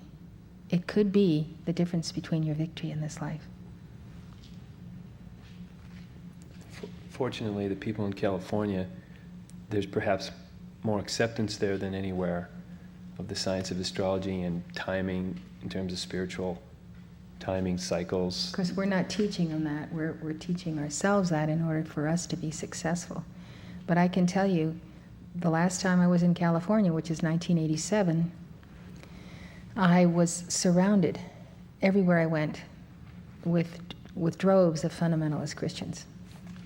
So California isn't the easy state you might think it is. I would have to go through crowds of fundamentalist Christians holding signs and placards and who are out in front of the hotel I'm delivering in, and I have to go through them to get to the lecture and deliver my lecture. Then they will come into the hall and they will be disruptive, and then they will be asked to leave, or they may be very nice and come quietly and be very lovely people, and they may like our teachings. It can go either way. But you do find that anywhere in the world, where people are more conservative and people are more open. And we tend to do better where people are open. I think it should be a great stump, but we have to realize that there's a dark side to everything. And when you know exactly where it is on the clock, you can beat it. Thank you. Good evening, Mother. Good evening, friends. Earlier this evening, I had wanted to come up and say something, and it was very clear to me what I wanted to say. And what I wanted to say was exactly what you said earlier this evening.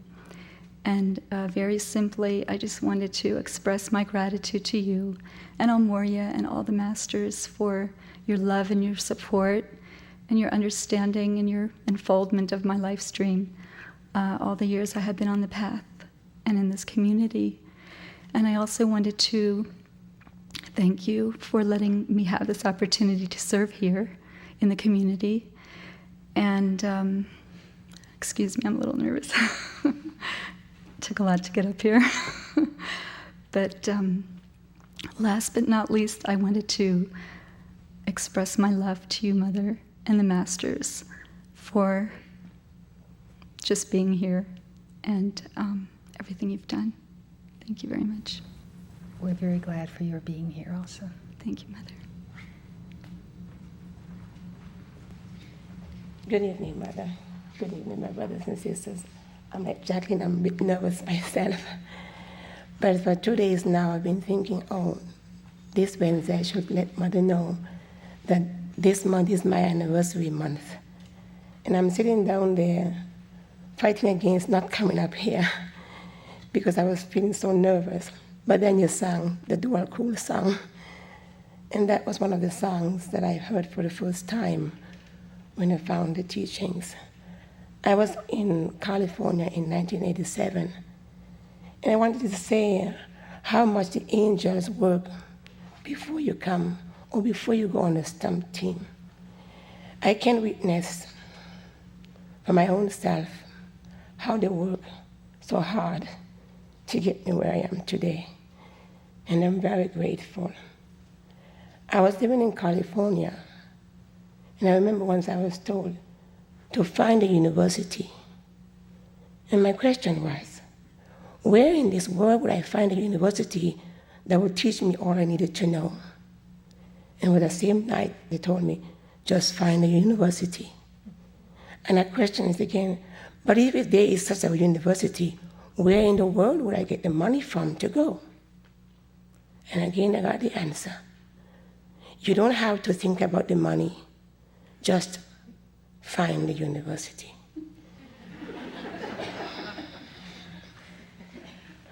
So I began to wonder, what am I going to do? At nights at work, I would be crying because it's like every night the angels, they don't let up. You just keep at you. You have to do what you're asked to do. And there are times when I'll be driving my car.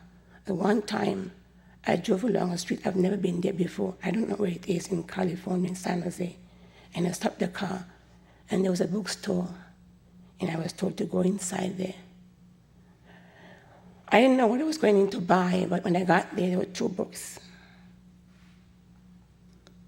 The Human Aura by Dual Cool and Kuthumi, and the lost teachings and the lost years of Jesus. So I picked up the dual cool human aura and the lost teachings of Jesus. When I got to the counter, the lady asked me, "Don't you want the other book?" I said, "No, I'm not interested in the lost years. I just need the teachings." So I took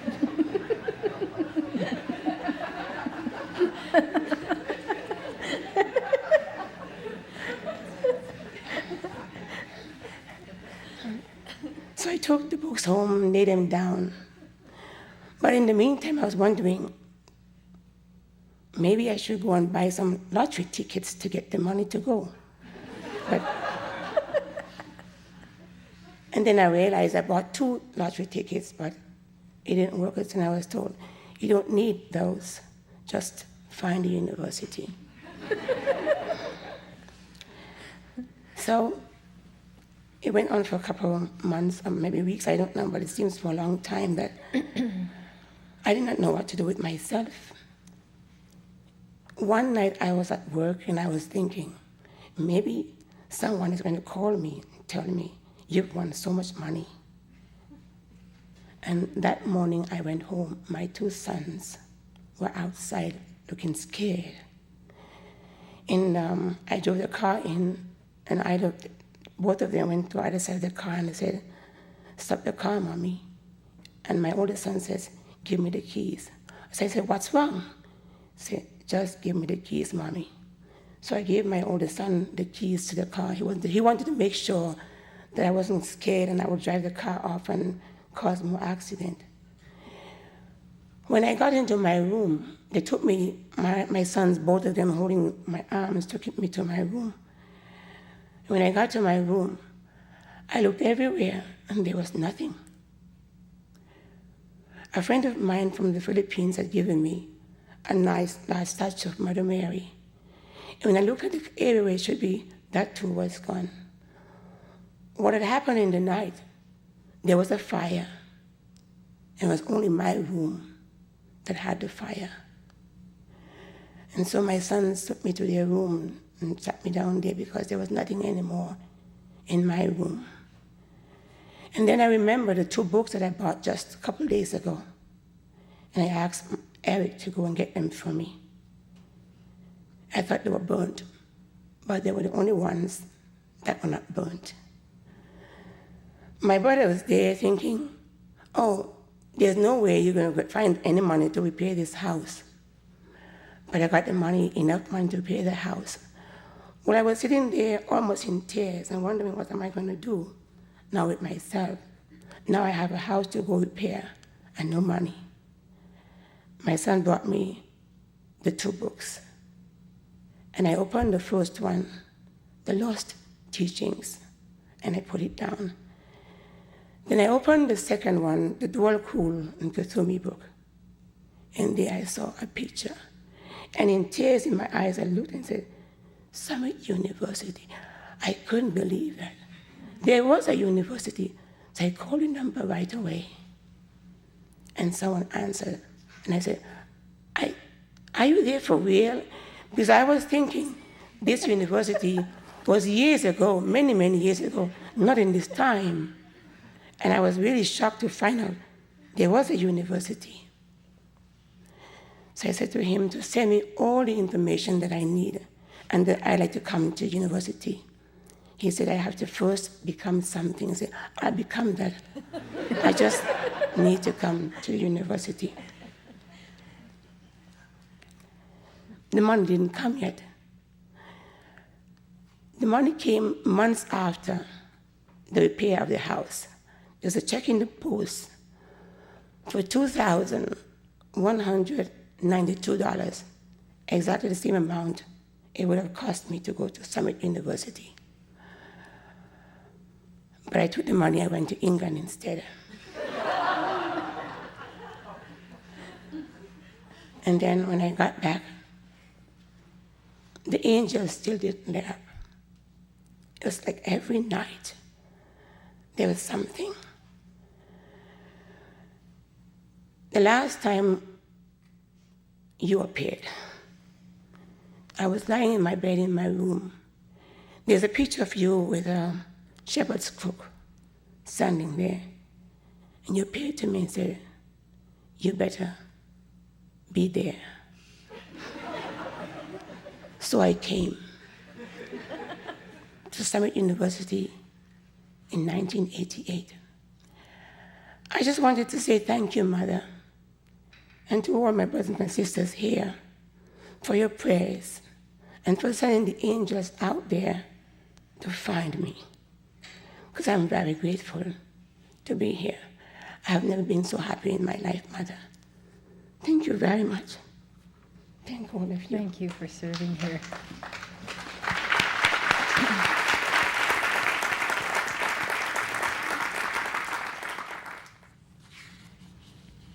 Qualities to be developed. It's a good thing to go to bed with, don't you think? The following is a summary of the characteristics of these Chohans and their rays, as I have given them in the science of the sacraments, with a thought to be held in mind by those who wish to serve along their respective lines. Now this looks like the 7 rays. The first one is noted by the word strength. I will be strong, brave, persevering in his service. Strong, brave, persevering in his service. 2, wisdom. I will attain that intuitional wisdom which can be developed only through perfect love.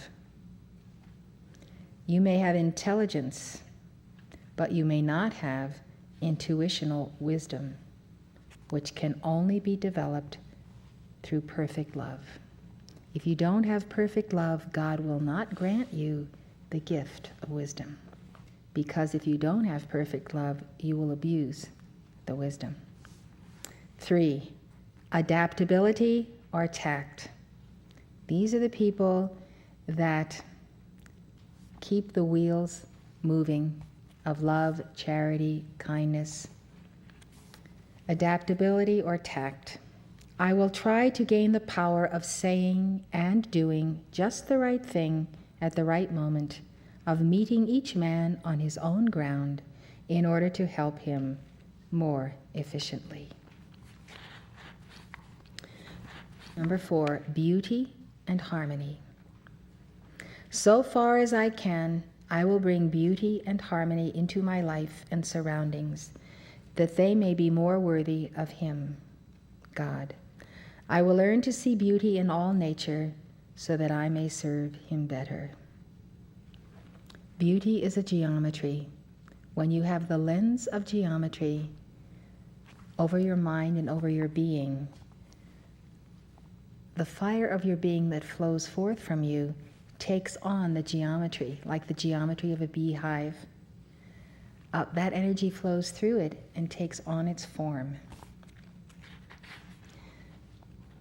Science, detailed knowledge. This is number 5. Science, which is interpreted as detailed knowledge. I will gain knowledge and accuracy that I may devote them to his work. I will gain knowledge and accuracy that I may devote them to God's work. 6, devotion. I will unfold within myself the mighty power of devotion, that through it I may bring others to him. 7, ordered service. I will so order and arrange my service of God along the lines which he has prescribed, that I may be able fully to take advantage of the loving help which his holy angels are always waiting to render.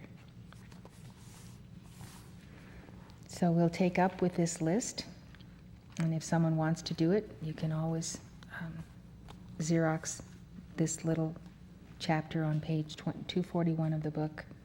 See how you fare, Check yourself off.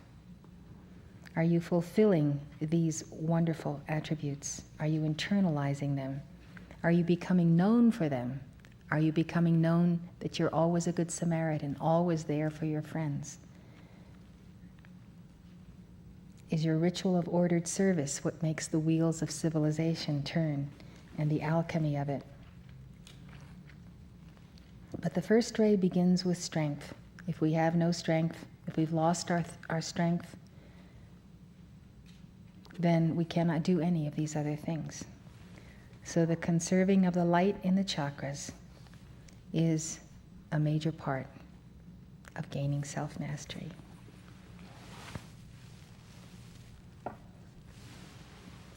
Let us have our concluding prayer.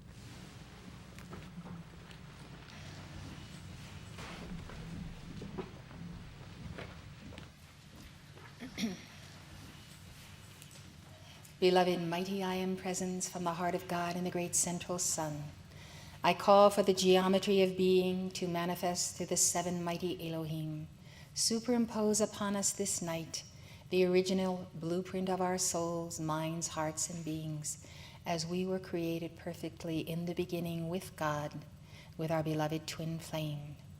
We call for the sphere of white fire around us, wherever our other half may be in the octaves of light, in this world or another world. We call for that inner union and that bonding between us, the bonding of souls of light who serve together as part of a great and vast mandala. We call now to Almighty God to give us the light, the intensity, and the dedication that we might care for our youth, strip from them all drugs and all that is harmful to them, taking them out of this life. Almighty God, we call for the binding of the fallen angels who move against the youth and children of the world. Let them be bound and judged this night and removed. We call for this action now. We call for intercession on behalf of all youth of this world and all systems of worlds. Mighty I am presence, hear this call and our plea and answer this night to cut free all souls who may be contemplating suicide or any other form of self-destructiveness. This we ask in the name of the Blessed Mother, in the name of beloved Kuan Yin, in the name of all beings and saints in heaven. We thank thee. We accept it on this hour in full power. Amen. In the name of the Father, the Son, the Holy Spirit, and the Divine Mother. Thank you very much, everyone.